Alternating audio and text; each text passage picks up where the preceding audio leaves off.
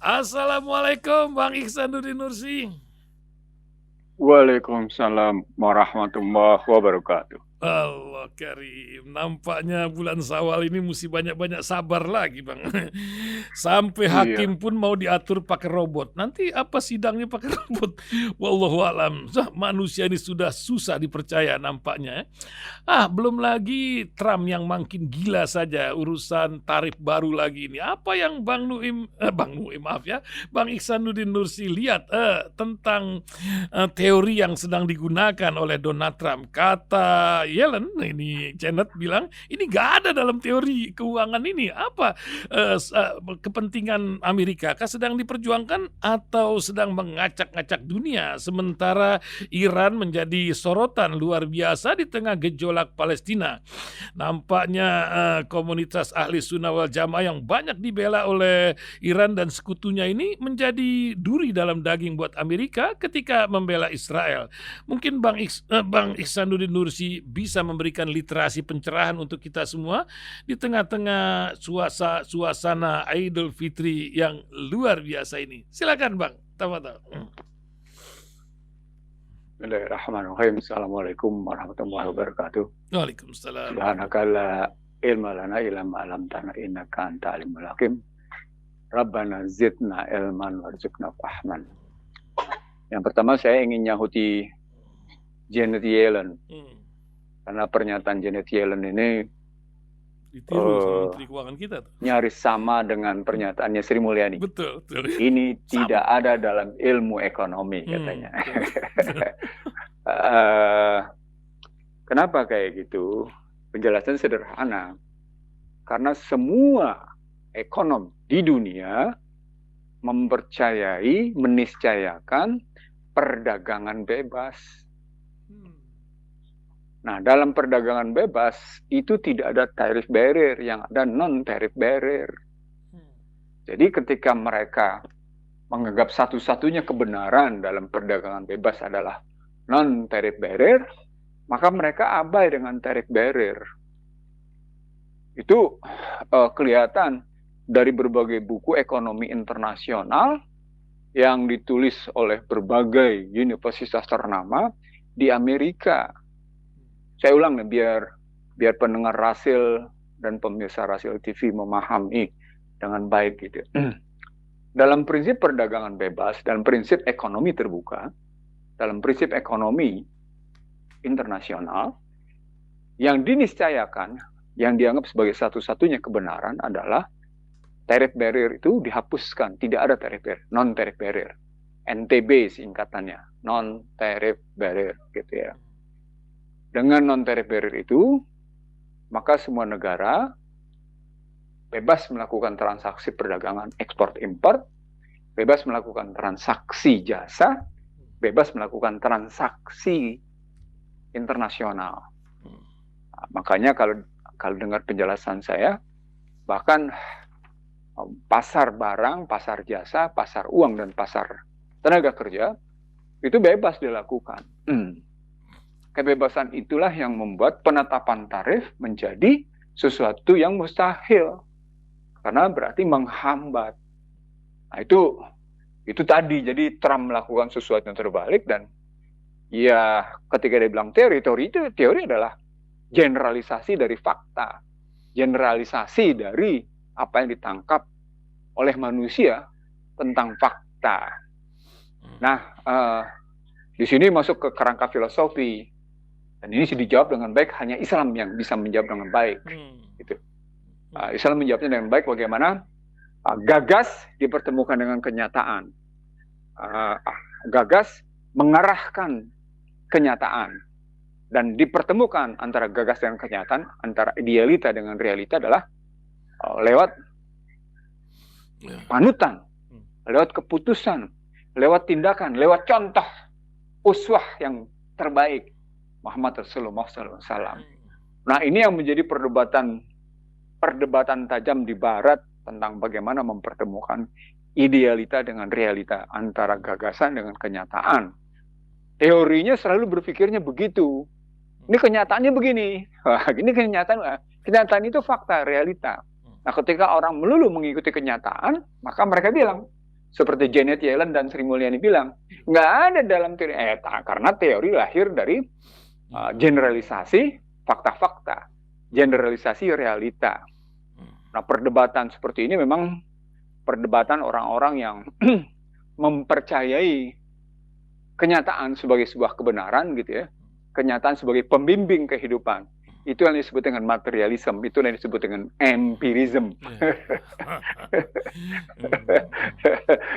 Hidup dibimbing oleh kenyataan, hidup dibimbing oleh yang namanya realita. Empirisme, materialisme. Apa ini apa? Setan.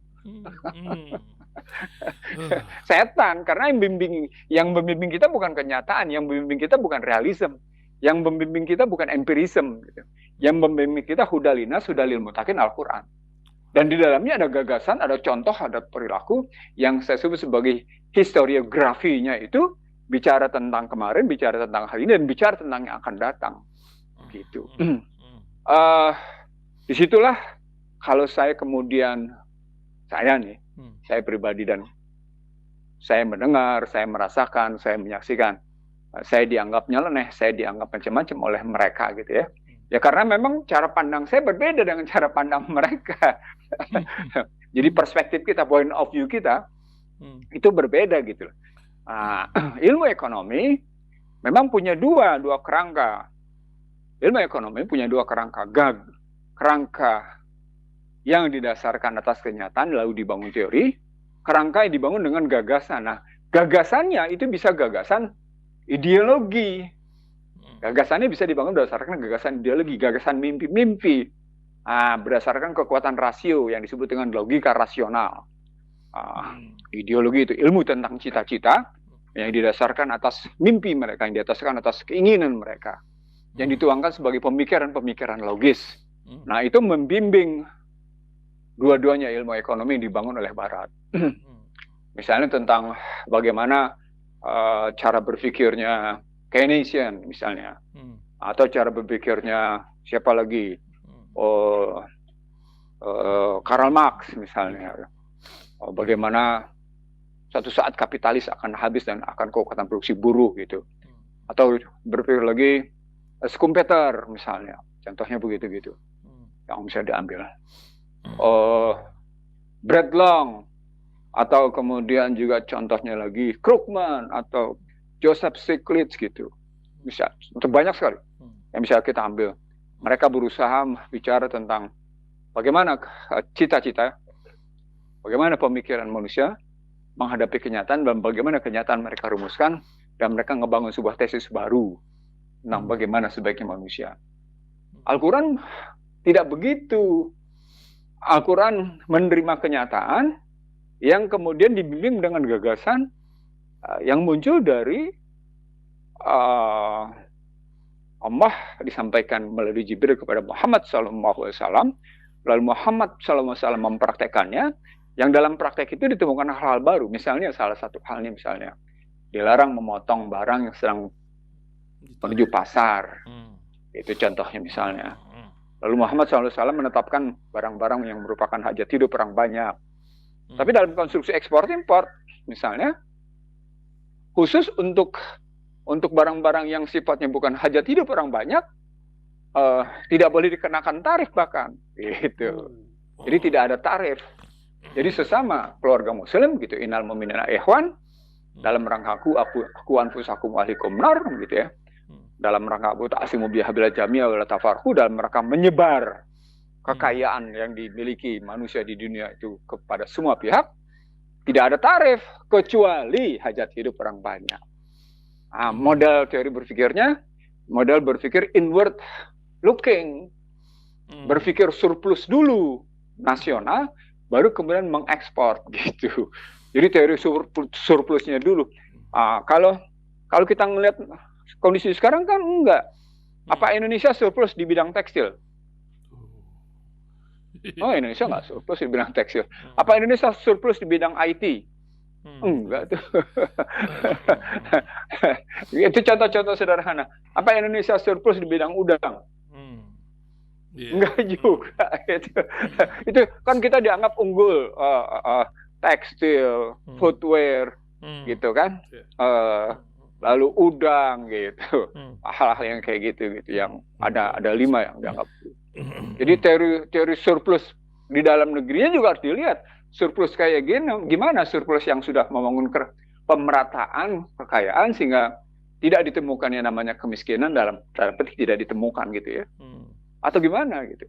Nah, jadi pernyataan Janet Yellen dan pernyataan Sri Mulyani sangat mudah dipahami bahwa karena tadi mereka memegang kokoh teori yang non-tariff barrier sebagai satu kebenaran. Non-tariff barrier. Hambatan tarif dalam ekspor-impor adalah sebuah kebenaran utuh. Sementara tariff barrier tidak ada dalam ilmu ekonomi. Kalau dinaikkan lagi, kalau begitu, kok gitu teori tentang cukai nggak ada dong. Gitu. Sementara kalau dalam Islam teori cukai itu nol.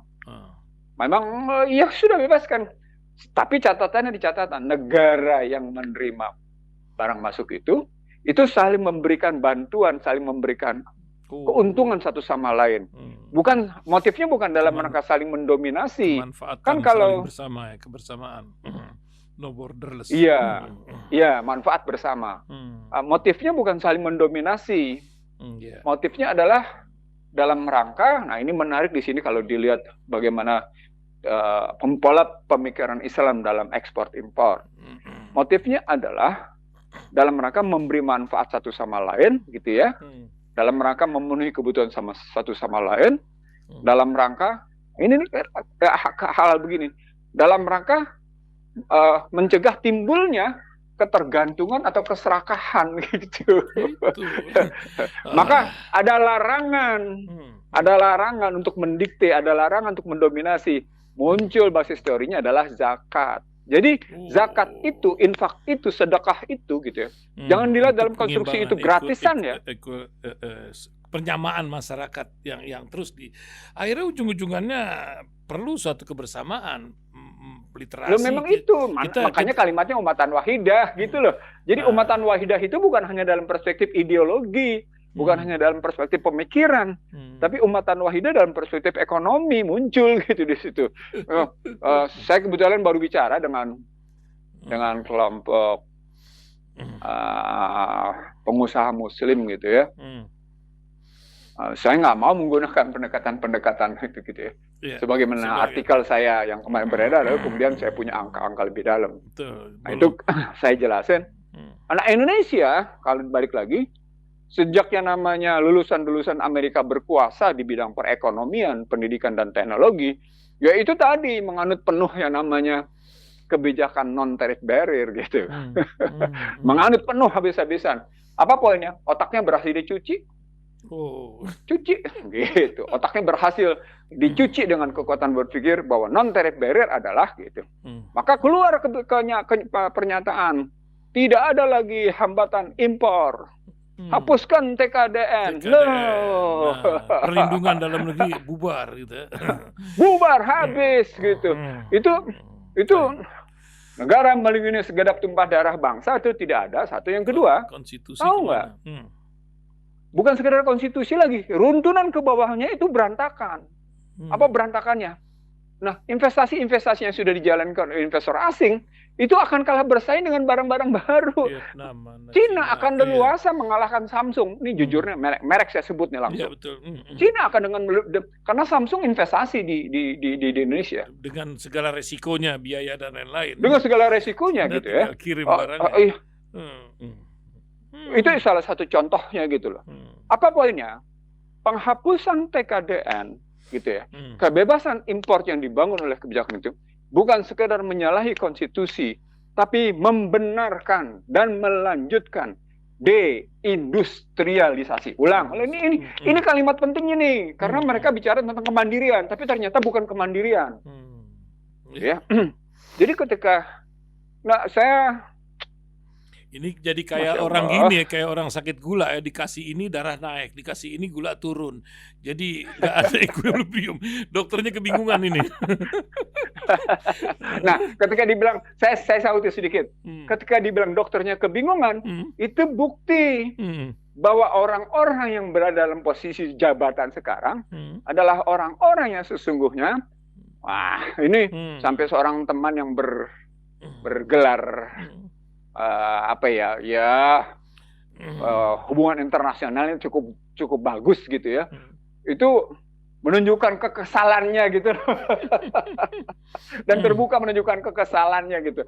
Saya nggak saya sebut siapa namanya gitu. Tapi menarik gitu dari situ. Jadi kalau kita lihat lagi deindustrialisasi, dia nggak ngelihat bahwa yang namanya Amerika berantakan sekarang itu disebabkan deindustrialisasi pada manufaktur. Tapi terjadi yang namanya high industri pada teknologi tinggi. Itu mereka nggak belajar itu gitu loh. Mereka lagi mau suruh bikin pabrik lagi yang banyak di Amerika. Arahnya ke sana. Iya. Coba. Masya Allah, la haula wala quwata billah. Maafkan saya pendengar Rasil, pemirsa Rasil TV. Data saya menunjukkan bahwa sejak yang namanya 1980-1981, yang namanya defisit neraca perdagangan Amerika sudah terjadi. Cuma di era 80, 81, 82, era Ronald Reagan gitu ya. Defisitnya belum besar, nyaris imbang.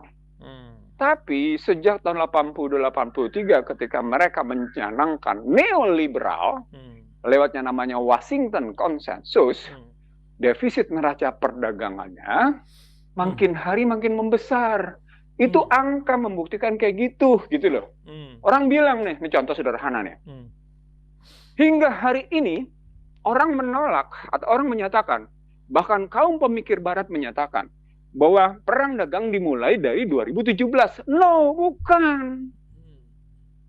Sudah kelihatan pada 2004 ketika Cina sudah menikmati gitu ya, surplus perdagangan dengan Amerika sebesar 267 miliar US dollar. Itu yang saya sajikan di Rasil itu loh. Sudah berkali-kali saya sajikan itu gitu loh. Di 2008 menjadi 323 miliar US dollar. Pada 2008 itu karena sudah besar, maka industri-industri di sana layoff, merumahkan sejumlah pekerjaannya yang berdampak dari bagaimana jatuh ke bus berkampanye, membuka lapangan kerja habis-habisan, memberi kredit murah kepada masyarakatnya, dan ketika harus bayar, jatuh berantakan karena kalah perang dagang. Jatuhlah subprime mortgage. Muncul pertanyaan, kalau gitu global financial crisis 2008 itu sebagai sebab atau sebagai akibat? Akibat. Gitu loh ngelihatnya. Sama seperti sekarang. Ketika yang namanya Trump mengenakan tarif, ini perdagangan sebagai akibat atau sebagai sebab? Kan gitu ngelihatnya. Kalau dilihat dari mereka tidak pernah pulih sejak yang namanya 2008, bahkan muncul quantitative easing, uang murah gitu ya, kebijakan inflasi tinggi, kebijakan suku bunga tinggi, dan mereka bermimpi-mimpi terus untuk menurunkan suku bunga Fed Fund Rate gitu ya. Kan tidak pernah berhasil. Keluar paycheck nggak pernah berhasil. Saat yang sama mereka membiayai terus perang. Membiayai Israel, membiayai yang namanya Ukraina gitu ya. Walaupun dalam tanda petik itu bukan gratisan gitu kan. Itu kan bukan charity. Itu diciptakan. Istilahnya termasuk Syria diciptakan geopolitik. Iya. Jadi itu dampaknya menjadi beban keuangan mereka bertambah. Nah, dari beban keuangan bertambah, mereka ingin menciptakan uang. Gimana caranya? Ya mereka ciptakan dengan tarif gitu maksudnya. Jadi yang bayar kita lagi nih urusan gitu. Yang bayar kita lagi. Itu yang saya pernah bilang. Bahwa nilai tukar mengambang bebasnya Indonesia itu gitu ya, itu merugikan karena selain gitu ya. Ini lagi pakai angka nih kalau nih. Dahsyat kalau pakai angka, kelihatan dan kalau saya bilang betul-betul menghinakan para penganut perdagangan bebas. Pakai angka. Jadi kalau kemarin mereka ketemu di Hotel Sahid dengan ngomong kayak gitu ya. Ini mereka telat banget gitu loh. Selain telat banget, mereka tetap tidak menguasai akar masalah. Yang ketemu kemarin di Sahid itu yang lewat satu institut tertentu, saya nggak usah sebut siapanya karena nanti ya nggak enak. Saya ikutin gitu dan loh, kok cara berpikirnya masih begitu gitu ya. Di tengah sesungguhnya sekarang ini nih pertarungan berpikirnya nih. Jadi makanya saya bilang Apa yang dilakukan Trump ini sebenarnya memantik peperangan berpikir tentang ekonomi, gitu. Memantik berpikir. Nih, saya ingin menjelaskan ini kepada pemirsa Rasil TV dan pendengar radio Rasil. Saya ingin mengatakan begini, apakah ilmu ekonomi itu hal yang paling utama atau hal yang keberapa gitu? Nah, mari kita lihat sekarang Siratun Nabawiyah Rasulullah. Bagaimana Rasulullah menjalankan kehidupannya sampai akhirnya memperoleh baldah. Nah, kalau lihat dari Siratun Nabawiyah Rasulullah SAW, maka bisa kita lihat strukturnya. Yang dibangun dulu modal sosial, yang dibangun berikutnya modal politik, baru dibangun modal ekonomi. Jadi kehidupan sosial ditata, kehidupan politik ditata, baru kehidupan ekonomi. Gitu. Seorang anak dalam kandungan gitu ya, pertama kali kan harus dipertemukan dengan yang namanya kekuatan doa ayah dan ibunya. Baru ada kekuatan politik di dalamnya lewat alas dorobikum qalu balas sahib. Nah, gitu kan. Baru berikutnya di dalam selama proses kayak gitu mengikut yang namanya pasokan konsumsi dari ibunya gitu. Jadi strukturnya pasti begitu. Ada kekuatan nilai, kalau saya bilangnya modal sosial, ada kekuatan kekuasaan, kekuatan politik gitu ya, baru kekuatan ekonomi. Nah, kalau kita bilang dia dalam jam begitu, ada pola pikir aneh juga dari ekonom. Indonesia memang mestinya decoupling. Ngikuti masalah politik sama masalah ekonomi dipisahkan. Nggak bisa. Dia utuh menempel. Cerita berdirinya masjid itu berhubungan dengan cerita berdirinya pasar. Gitu. Cerita berdirinya pasar berhubungan dengan pengadaan air yang dilakukan oleh Utsman bin Affan. Itu loh struktur ngelihatnya. Jadi cara pandang begini, ini dalam satu kesatuan. Tapi bisa distrukturkan gitu. Saya ulang. Itu dalam satu kesatuan, tapi bisa distrukturkan, harus bisa distrukturkan. Dia berputar, dia satu saat ekonomi dulu, baru berikutnya modal sosial, modal politik. Satu saat politik dulu gitu. Tapi secara struktural dia pasti begitu gitu tuntunannya. Nah, karena dia modelnya begitu, maka ketika kita melihat keputusan-keputusan Trump yang aneh-aneh kayak gini, harus dilihat akar masalahnya. Nah, itu di kemarin dalam pertemuan para pengusaha muslim, pada pebisnis muslim, saya menyebut begini, akar masalah Trump adalah akar di mana Amerika selalu ingin mendominasi dunia. Itu poinnya. Amerika selalu menjaga posisi hegemoninya di dunia. Itu bukan hanya pada Trump. Itu sudah terjadi sejak yang namanya Woodrow Wilson. Gitu. Dan itu bertahan terus habis-habisan mereka. Itu yang disebut dengan New World Order. Kalau Cina kena sampai ke 145%, karena Cina melawan New World Order-nya mereka. Gitu. Jadi bukan sekadar melawan ekonomi, Cina sudah melawan New World Order-nya Amerika. Itu yang tidak disukai oleh namanya Washington, yang tidak disukai oleh New York, gitu tepatnya. Beralih dari si mata satu nampaknya. Apalagi kemudian beralih dari si mata satu dengan ujung greenback, gitu loh. Nah, yang istilahnya dedolarisasi. Nah, di situ orang cuma bilang dedolarisasi. Dedolarisasi itu harus dilihat dalam kenyataan pada paling minimal 5 hal. Yang pertama pada apa yang disebut dengan transaksi keuangan, gitu kan? Yang kedua kemudian pada cadangan devisa menggunakan mata uang apa. Yang ketiga, di sini disebut dalam posisi swift code-nya menggunakan apa. Lalu dalam posisi perdagangan menggunakan apa, transaksi jasa menggunakan apa, gitu. Surat utang menggunakan mata uang apa. Itu kelihatan di situ mestinya. Nah, dalam praktek mereka terganggu karena Cina tidak lagi sejak 2015, orang bilang 2017, salah. Itu terjadi pada 24 Agustus 2015, di mana Cina dan Rusia, dengan istilah Black Monday saat itu, terbangun kesadarannya karena pasar modal Shanghai dipukul habis-habisan. Kalau hari ini misalnya, hari ini terbetik berita kebijakan Trump telah menurunkan yang namanya harga saham sampai anjlok 7 triliun gitu ya. Pada posisi misalnya mereka melakukan Black Monday 24 Agustus 2015, mereka telah menghilangkan juga triliunan yuan dan dolar di yang namanya pasar modal Shanghai. Terpukul bukan hanya Cina, terpukul juga yang namanya Rusia. Di situ mereka sadar, berarti kita harus meninggalkan yang namanya dolar dan SWIFT code, sistem pembayaran mereka. Kita harus menggunakan sistem.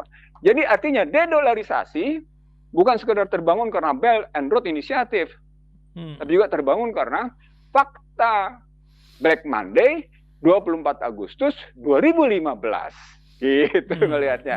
Nah, di situ keluar pernyataan Marco Rubio berikutnya, yang sekarang Menteri Luar Negerinya. Marco Rubio menyatakan, jangan takut, kita masih tetap nomor 1. Pernyataan Marco Rubio yang sekarang ini, Marco Rubio ini dari Florida, senator Florida, yang sekarang jadi Menteri Luar Negeri, ini mengutip sebenarnya secara tidak langsung apa yang disampaikan, yang ditulis oleh majalah The Economist pada 30 Juni 2007, still number 1 gitu. Nah, still number 1-nya itu ada alat ukurnya. Alat ukurnya itu kalau dalam artikel saya itu ada 6 gitu ya. Kalau saya ceritain di sini panjang satu persatu. Tapi minimal mereka menyatakan bahwa IT dan perdagangan energi itu tetap di tangan mereka. Makanan secap saji di mereka. Dunia pendidikan kiblat mereka gitu loh. Hal-hal yang kayak gitu misalnya. Lalu belanja militer dengan APBN mereka sangat mereka menentukan, dolar menjadi penentuan gitu. Padahal mereka sadari itu kayak gitu, hal-hal kayak gitu. Silakan aja baca artikel yang beredar, artikel saya yang beredar. Dari sanalah perang ini berlanjut. Makanya saya bilang perang belum usai. Jadi Trump mengeluarkan kebijakan baru karena memang bagaimanapun Amerika, coba ini contohnya. Amerika tidak mengenakan biaya kepada Cina untuk 3 hal. Yang pertama, bahan baku IT. Mereka menyebutnya mineral. Pertanyaan berikutnya, kenapa cuma menyebut mineral? Kenapa media massa Barat, media massa Indonesia tidak menyebut kenapa Amerika terhadap Cina mengenakan mineralnya 0%? Pertanyaannya, mineral apa sampai 0%? Mineral apa, Bung? Mineral rare earth, karena Amerika tergantung pada Cina, mineral rare earth-nya sebesar 82%. Nggak tanggung-tanggung, 82%. Ini Indonesia banyak punya ini kan, tapi nampaknya kalah negosiasi. Ini bangga sekali Menteri Erlangga ini dipanggil pertama oleh Amerika untuk negosiasi, kata tanggal 16 April besok. Ya, itu bedanya. Itu bedanya dengan Cina. Itu beda. Itu karena sabar, kalau baca sabar. Kalau baca, bukan, saya nggak ngutip pendapat saya deh, saya ngutip pendapat Krugman. Itu kalau pakai pendapat Krugman, perilaku orang-orang kayak gitu tuh memalukan gitu loh. Ini Krugman, waduh, tuh coba kalau ngikut. Krugman tidak lagi jadi penulis di New York Times. Krugman sudah punya situs sendiri dia, di Substack namanya. Kebetulan saya membersnya gitu ya. Nah kalau di situ kelihatan tuh, waduh kajian-kajiannya wah luar biasa gitu. Saya juga ikut beberapa situs lain gitu ya kalau ngelihatnya di situ. Wah luar biasa gitu. Jadi kalau Indonesia sampai kayak gitu, Indonesia tidak memahami nilai keunggulannya. Contoh sederhana soal tekstil misalnya. Loh, Anda sudah membunuh industri tekstil Anda masih ketakutan. Coba gimana? Padahal industri tekstil Anda dalam setahun itu bisa mencapai, ini ada hitungan dari konsultan tekstil, konsultan tekstil India yang datang ke saya, gitu. Kan Anda ahli cerita tekstil tentang juga, potensi pasar tekstil di Indonesia luar biasa. Gitu. Itu pasar. Padahal pendekatannya tidak bisa hanya pasar. Pendekatan juga harus di hulu. Nah, ketika masuk di hulu, kita bilang kita nggak punya serat alam dengan baik. Itu karena lu dihambat oleh Amerika untuk ngebangun, nggak usah dibilang hambat Amerika deh, dihambat oleh pejabat sendiri sampai tidak mampu menumbuhkan hasil serat alam yang memadai. Padahal sudah ada risetnya dan sudah ada buktinya gitu loh. Kalau mau. Kalau itu jadi baru, artinya itu baru lagi-lagi kapas tekstil, belum lagi emas ya. Ini apalagi kalau bicaranya emas, apalagi kalau soal nikel, soal macam-macam gitu. Apalagi soal energi baru terbarukan. Kemarin Ganjar misalnya keliling-keliling, itu dia bisa buktikan bagaimana plastik itu bisa menghasilkan semacam bahan bakar Pertamina Dex sama bahan bakar Pertamax 92 sekian gitu. Bukan luar biasa itu. Padahal kita adalah negara terbesar yang sampah plastiknya luar biasa gitu loh. Jadi ini bangsa ini ya, ujung-ujungnya seperti tulisan saya juga. Bangsa ini membutuhkan kepemimpinan. Bangsa ini membutuhkan yang namanya gitu ya, sikap keberpihakan ke dalam negeri dalam cita-cita sendiri. Jadi tidak perlu berkiblat ke barat. Karena kita sudah punya kiblat sendiri. Itu tulisan saya gitu loh. Maaf nih agak panjang ininya. Karena saya melihat ada yang apa ya? Ada yang perlu diluruskan gitu ke dalam memandangnya. Loh, ini nanti kita asing loh. Nah, kan kalau kaum neolit kan ngomongnya ke saya begini. Kalau Anda modal inward looking itu kita jadi tidak bergaul dalam pergaulan internasional. Siapa bilang? Itu kan karena lo rendah diri. Nah, saya jawab deh. Lo rendah diri deh. Loh, bukan saya tidak. Masya Allah lah. Saya juga kan bernegosiasi dengan pihak asing. Saya juga kan punya pengalaman transaksi dengan pihak asing gitu loh. Persoalan pokoknya adalah bagaimana Anda menempatkan diri Anda ketika Anda melakukan transaksi gitu. Dalam posisi kayak gimana, dengan ilmu apa Anda melakukan negosiasi, dengan cara-cara bagaimana Anda melakukan deal making gitu loh. Sebagai deal maker gitu. Luar biasa. Sebenarnya kalau kita pindah sekarang ke cerita apa lagi tadi? Apa ya tadi? Udah lupa deh tuh Bang, saya jadi bingung. Iran sebagai sebuah negara yang luar biasa menjadi sorotan. Nampaknya sangat mandiri Iran ini ya dari segi kekuatan ekonominya kah? Ada apa di balik ini semua? Ini menarik ini. Kemarin dalam ceramah, dalam diskusi saya dengan kelompok Muslim, pebisnis Muslim gitu ya. Saya menyebut ada 5 contoh yang bisa kita lihat di panggung, saya menyebutnya peperangan ekonomi dan politik, gitu ya.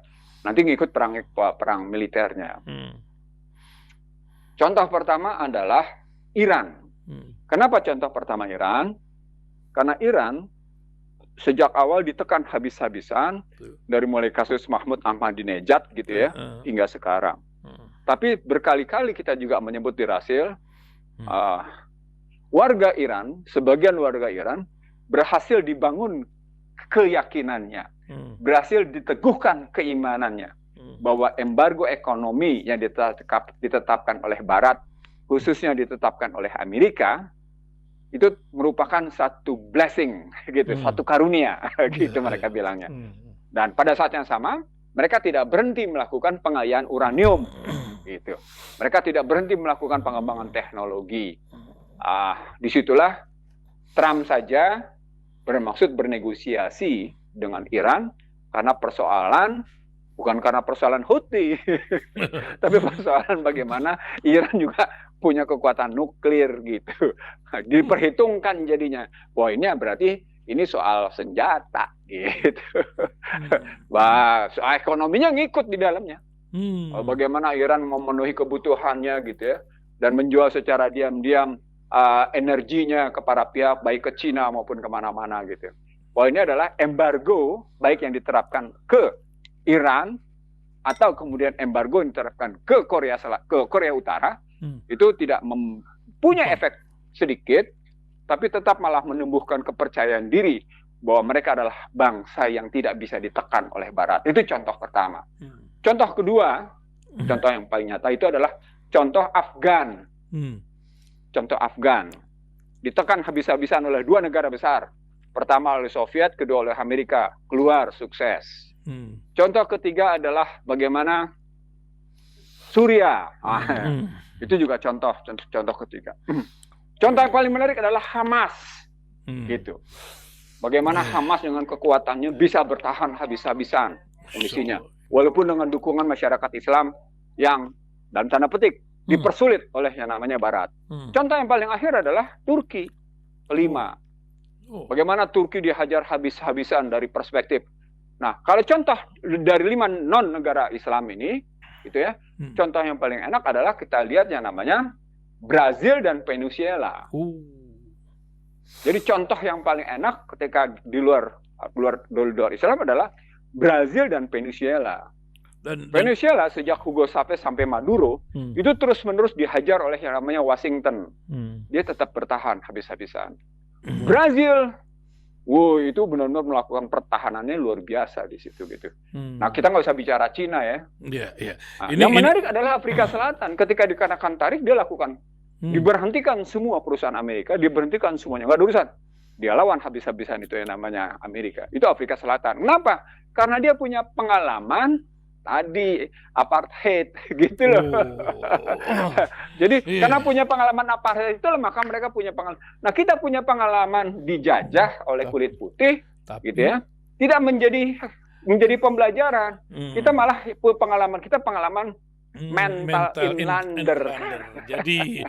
Jadi pendidikan akhirnya yang jadi masalah. Kenapa bangsa ini kayak begini? Begitu Bang, yang sampai benar sekali. Dan sekarang masih kita belum punya ngomong di petanya. Rasil. Betul. Kalau kita bicara pendidikan dalam 5 lapis, maka problem utamanya pada pemerintah. Problem pertamanya. Problem keduanya pada pendidikan formal. Problem ketiganya pada pendidikan masyarakat. Problem keempatnya pada komunitas dan keluarga. Problem terakhirnya pendidikan di rumah, keluarga dan individu gitu. Kalau pendidikan dengan struktur pendidikan 5 lapis kayak gitu. Nah, itu kita bisa lihat. Saya kalau ngomong soal HP, saya sedih gitu loh. Kan orang yang hidupnya marginal aja pada butuh HP kan? Iya, sekarang dan tidak bisa lepas hatta jam 6 sampai jam 9 malam buat dan dia tidak dampingi sadar anak. bahwa HP adalah sarana paling ampuh mengintervensi pengetahuan dia, mengintervensi keyakinan dia gitu. Dia kan, saya sampai iseng ngeledek begini, saya ngeledek dalam tanda petik ya. Apakah HP cerdas Anda telah mencerdaskan Anda gitu? Yes. Ada sebagian menjawab ya tergantung pemakainya. Ya iya, kalau pemakainya bego nggak ngerti apa-apa gimana? Diarahkan. Itulah nanti jadi robot gitu loh. Jadi kalau akhirnya ujungnya soal pemilihan hakim lewat robot gitu ya, itu menunjukkan krisis nilai-nilai kemanusiaan. Krisis indikasi, krisis bahwa subjektivitas itu telah mendominasi. Jadi keputusan Mahkamah Agung menyatakan tentang pemilihan hakim atas satu acara berdasarkan robot. Mahkamah Agung sedang membenarkan bahwa telah terjadi krisis kemanusiaan pada lembaga peradilan. Dalam bahasa lain, demikian kokohnya subjektivitas seseorang dalam penentuan orang. Nah, kalau sudah subjektivitas, itu dunia kenyataan menjadi pembimbingnya. Ketika dunia kenyataan menjadi pembimbingnya, maka hakim telah mempertontonkan, Mahkamah Agung telah mempertontonkan bahwa para hakim mencintai dunia yang luar biasa. Itu indikatornya. Filosofinya jadi begitu. Bang, hari Jumat kemarin saya bertanya pada Bang Dullah Mahua. Bang Dullah, apa yang bisa dicontoh dari perjalanan umat ini? Ya lihat aja Umayyah ketika Abdullah bin Abdul Aziz mengambil kekuasaan, meneruskan 3 tahun rapi. Katanya kalau di Indonesia tuh nggak sampai 3 tahun kalau kita ketemu orang kayak Abdullah bin Abdul Aziz. Ini adalah masalah leadership yang bisa bertindak sebagaimana adanya. Jangan sampai ada 2 matahari dan lain-lain isu yang berkembang. Apa yang Bang Ihsanuddin Nursi lihat, benarkah demikian negeri dengan sekaya ini di muka bumi ini? Saya mata kuliah saya di Sespimnas, di Sespimti, di Sesdilu, di Sespibi, di berbagai perguruan tinggi. Itu pasti saya tutup dengan kepemimpinan. Ya, kita sambil menutup bincang kita pagi ini, Bang. Ceramah saya di mana-mana saya tutup dengan kepemimpinan. Karena individu saja tergantung pada kepemimpinan dirinya. Nah, dalam bangsa terbelah, saya mengklasifikasi kepemimpinan itu ada 5. Leaders, fighters, managers, operator, janitor. Pemimpin, petarung, gitu ya, pengelola, pelaku, atau pesuruh gitu. Saya bagi 5. Nah, kalau pakai rujukannya Abdul Aziz, dalam waktu 3 tahun selesai, sesungguhnya balik aja lagi ke Indonesia. Indonesia yang mengarahkan pemimpin itu apa? Makanya tadi saya bilang ada seorang teman yang punya keilmuan bidang hubungan internasional, kesal banget ngelihat situasi sekarang dengan mengatakan siapa sih pembisiknya Prabowo Subianto gitu. Gitu. Saking kesalnya dia untuk nunjukin betapa sih pembisiknya bodoh gitu. Kalau saya nggak di situ, saya tidak hanya di situ karena saya memahami masalah bukan cuma sekedar soal pembisik, bahkan bukan cuma sekedar ada istilah strongman, orang kuat gitu. Jadi sekarang di era ini ada orang kuat di era Prabowo Subianto nih gitu. Siapa orang kuatnya? Publik udah tahu siapa maksudnya gitu. Nah, kebayang nggak kalau orang-orang yang istilah saya, yang kompetensinya seperti itu mengendalikan negara yang demikian besarnya, negara yang sesungguhnya itu memberikan bukan debt per kapita, tapi istilahnya adalah tingkat kekayaan trisel per kapita. Mestinya gitu loh. Karena memang kekayaannya luar biasa gitu. Jadi ya sudahlah. Kelasnya begitu gitu. Jadi kalau soal kepemimpinan, jadi ini materi kuliah saya sejak lebih dari satu generasi lebih dari 25 tahun gitu ya. Kemana-mana saya bawa. Karena kebetulan kan indikator saya ngambil cara berpikirnya Michael Hart aja dulu, sebagaimana ditulis oleh Ahmad Didat dalam The Choice gitu.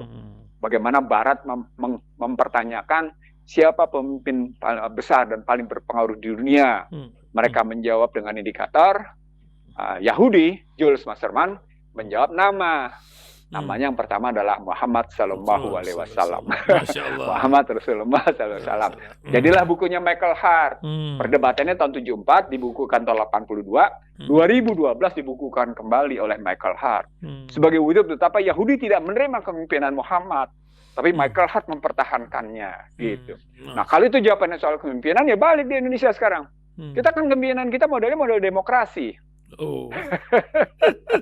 Dan ternyata hasil demokrasi selama satu generasi ini kayak gini. Silakan Anda berpesta ria dengan demokrasi, dan ternyata pesta demokrasi itu telah menghasilkan bangsa yang mentalnya, kualitasnya kayak gini.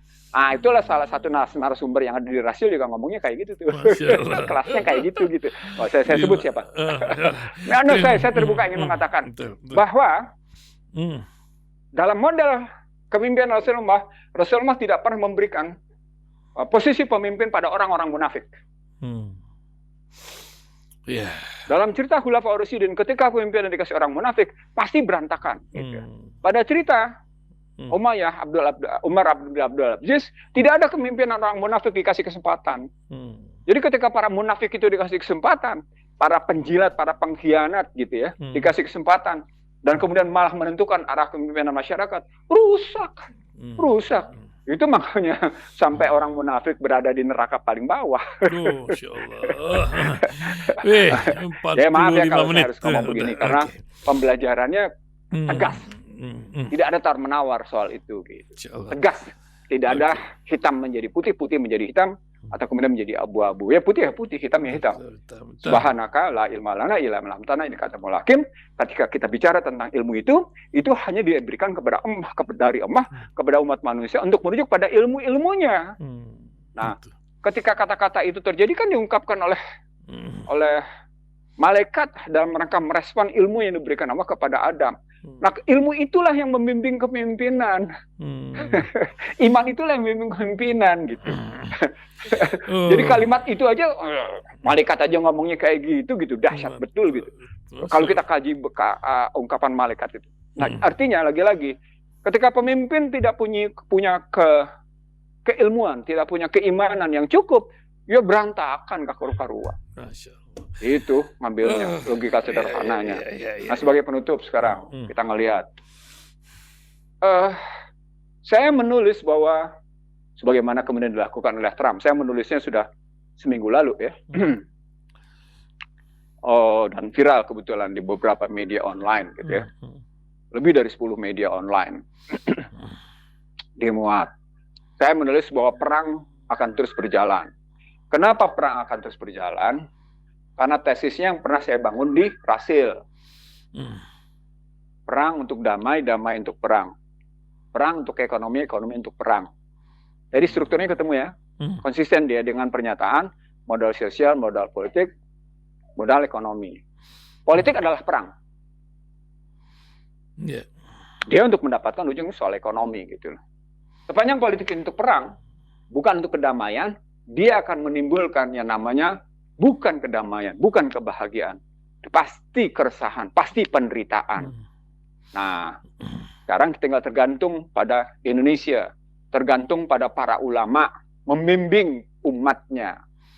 Kemana arahnya bangsa ini, gitu ya. Mau berkontribusi pada sistem yang zalim, atau kita kemudian menegakkan sistem yang amar ma'ruf nahi mungkar.